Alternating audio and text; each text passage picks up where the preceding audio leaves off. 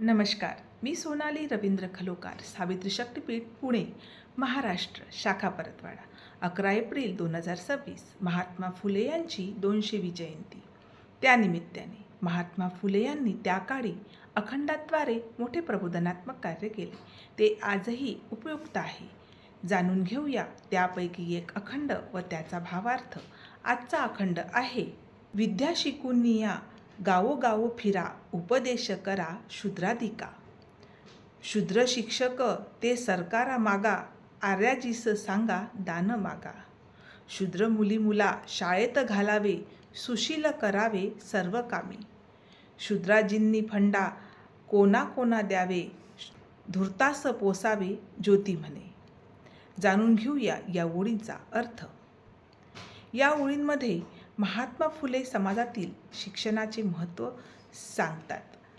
प्रत्येक ओळीचा अर्थ पुढीलप्रमाणे सांगता येईल. शिक्षक घेऊन गावोगाव फिरा आणि लोकांना, विशेषतः मुलामुलींना शिक्षणाचे महत्त्व समजावून सांगा. समाजात ज्ञानाचा प्रसार करा. सरकारकडे चांगले, प्रामाणिक आणि सुशिक्षित शिक्षकांची मागणी करा. लोकांनाही याची जाणीव करून द्या. शिक्षणासाठी आवश्यक मदत किंवा देणगी गोळा करा. मुलगा मुलगी असा भेद न करता सर्व मुलांना शाळेत पाठवा. त्यांना शिक्षण देऊन प्रत्येक क्षेत्रात सक्षम, हुशार आणि स्वावलंबी बनवा. खरे ज्ञान मिळवणारे किती लोक झाले याचा विचार करा.